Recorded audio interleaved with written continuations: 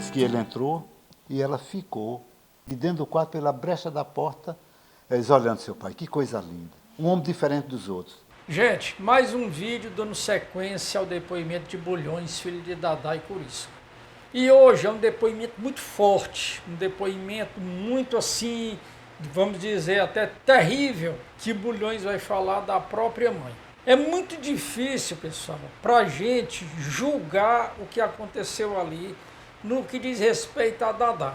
Muita gente hoje pode até recriminar Dadá por várias coisas, mas imagine a cabeça de uma menina como ela era naquela época. A gente precisa entender, pessoal, que a maioria daquelas moças, principalmente, tinham verdadeiras atração por aqueles homens.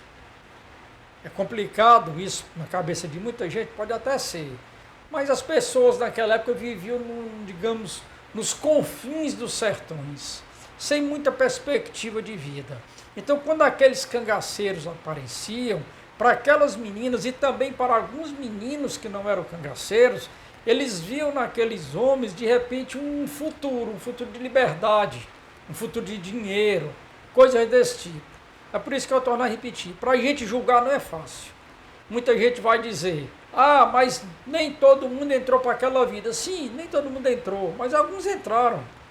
Como é que a gente vai saber? Só eles que sentiram aquilo para saber os motivos que aquilo aconteceu, e Dadá foi levado assim à força. Mas depois teve toda uma reviravolta nisso tudo. Você falou aí da entrada do seu pai Sim. no bando. E por que ele escolheu o Dadá? Eita, foi um negócio incrível. Ele roubou o Dadá. Roubou. Ela contou a mim. O pai de Dadá, o meu avô, ainda é parente de papai. Há um parentesco muito, muito longe. Papai ainda era parente do pai de mamãe. Era um parentesco distante. E papai passou a frequentar a casa de meu avô. E a mamãe diz, olha, a primeira vez que seu pai apareceu lá, quando eu olhei que vi gente longe, aí eu corri para o quarto. Ela disse que ele entrou e ela ficou. E dentro do quarto, pela brecha da porta, eles olhando seu pai. Que coisa linda. Um homem diferente dos outros. Olha, um príncipe encantado, meu. Alvo, aqueles cabelos bonitos sobre os ombros. Olha, foi a coisa mais linda que eu já vi. E ele teve várias vezes lá. E todas as vezes que ele ia, eu me escondia e ficava brechando, né? Uma das vezes, depois de umas 3 ou 4 vezes que ele tinha ido, que ele está observando papai nota.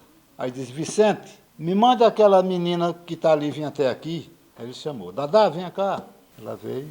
Uma outra coisa curiosa é que a Ségia já tinha o apelido de Dadá antes de conhecer Corisco. Isso também muita gente não sabe. A Sila já tinha o apelido de Sila antes de entrar para o cangaço. E muitas pessoas que não sabem sobre isso, da onde é que vem o nome Sila? Vem, digamos, de uma corruptela do nome Emersila. O nome da Sila era esse, Emersila. E quando ela era menina, ela mesmo me disse que não gostava daquele nome e as pessoas a chamavam pelo, digamos, um pequeno vulgo, um pequeno apelido de Sila. Então, só para fazer esse parêntese, tá certo? Aí papai disse, como é o seu nome? Ela disse, meu nome é Sérgia, agora me conhece por Dadá. Muito bem, você sabe que você é uma menina muito bonita, qualquer dia desse eu venho aqui para lhe buscar e vou levar comigo. Aí a mamãe diz, olha meu filho, eu senti que tanto que ele estava dizendo a verdade, que todo o encanto que eu tinha por ele desapareceu. Eu senti pavor, porque já imaginou uma menina de 12 anos ser levada por um cabra que apenas vê por uma brechinha de longe, e algumas vezes? Ela disse que houve um desencanto. O príncipe encantado, que ela tanto admirava na sua observação secreta, passou a ser um indivíduo desprezado, não odiado, mas desprezado e com o maior temor do mundo. O resultado é que, 1 mês e pouco depois, papai chega lá de cavalo. Disse, eu não disse que vinha ali buscar, Vicente, manda ela arrumar as coisas aí. Ela pegou umas trouxinhas, que o pai dela, o meu avô, estava combinado com o papai que deixava, né? O pai de Dadá, assim como o avô de Dadá, já havia, digamos, acertado com Corisco a ida dela. Acredito eu que por medo. Eu acho que nenhum pai iria ter gosto em ter uma filha levada por um cangaceiro. Acredito mais que por medo, apesar do parentesco distante. Mamãe, ele pegou, me botou na garupa do cavalo, eu chorando terrivelmente, mas ele pegou e me levou. Ele disse, nessa noite eu fui violentada. E o receio que ela passou a ter, gente, se transformou em uma realidade. Na noite que Curiço a violentou, para ela foi a coisa mais terrível da vida dela, como, claro, seria para qualquer mocinha na idade que ela tinha naquela época. Aliás, para qualquer pessoa. Hoje é um crime hediondo e na época já devia ser também. Enfim, ela naquele momento, aquela, digamos, admiração secreta que ela tinha, se transformou num ódio mortal. Porque, como ela disse, ela teve vontade de matar Curiço. Então, imagine a cabeça de uma menina, digamos assim, passando por tudo isso. Imagine a cabeça de uma menina passando por tudo isso. E é isso que a gente vai ver agora. Diz, meu filho, eu estava tão despreparada para o casamento que talvez a minha reação provocou hemorragia seríssima. De modo que quando eu dormi, que me acordei no dia seguinte, eu me acordei próximo a um homem que eu mais odiei nesse mundo. Eu nunca odiei tanto homem como odiei seu pai. E senti uma vontade que nunca tinha sentido, de matar alguém. E esse alguém era ele. Eu tinha que matá-lo, pelo que ele fez comigo. Quer dizer, ela odiou. Era uma reação, hein? Incrível, né? Então, uma menina... Por incrível que pareça, depois do terror que ela passou com Curiço, ela depois passou a amá-lo. Ou seja, ela passou daquela admiração secreta, quando ela via Curiço ali pela fresta da porta, da janela. Depois passou a ter medo quando ele disse que ia levá-la. Quando ele a levou, ela passou a ter um verdadeiro terror. E depois, por conta dos mimos que ele fez, protegendo e fazendo tudo para ela passou a amar aquele cara. Ou seja, foi um turbilhão de coisas na cabeça daquela jovem. Então, torna a repetir, como é que a gente vai julgar o que ela viveu naqueles momentos? Quem somos nós para julgar? Não é fácil, pessoal. Não vamos só atirar pedras. Não vamos só atirar pedras. Vamos procurar entender um pouquinho disso. O que aconteceu na vida dela depois, durante o cangaço, aí é uma outra história que a gente também vai discutir isso aqui em outros vídeos. Mas nesse momento, que foi um momento crucial da vida dela, eu, honestamente, eu tenho pena. Não só dela, como de várias outras. Muita pena do que aconteceu com elas.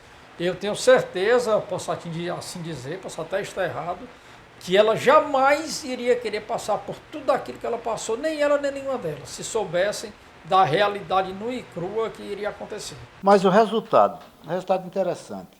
Ela disse, agora, meu filho, em menos de um mês, eu passei ao homem que eu adorava, passei a amar. Porque o seu pai era tão carinhoso comigo. Um homem que eu odiava, que eu passei a amar.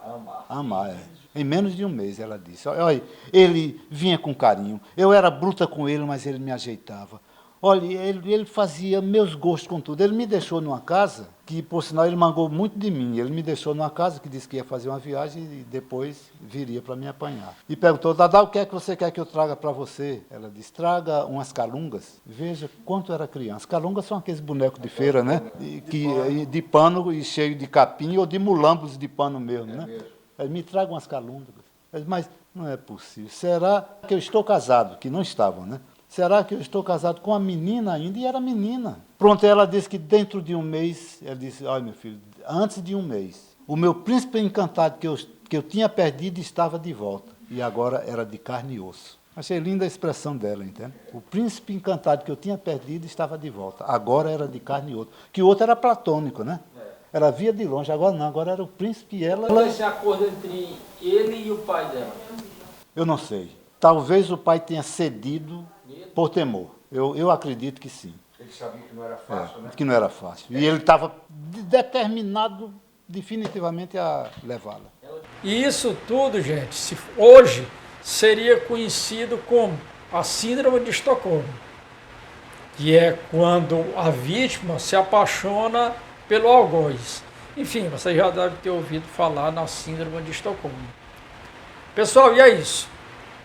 Mais um vídeo com o Silvio Bulhões, que partiu há alguns dias, deixou aí a sua marca registrada na história, contava tudo abertamente, não escondia os crimes do pai, a dureza da mãe, ele não escondia nada. E Júlio, Expedição Rota do Cangaço, mande suas perguntas, qualquer informação. Vou gravar um perguntas e respostas próxima semana, então vou tentar responder a todos vocês. E agora, durante a semana, até quinta-feira, vídeos curtos, com dica de leitura, algumas outras coisinhas, e na sexta-feira outro vídeo dando continuação aqui às histórias do Bulhões. Abração e tamo junto.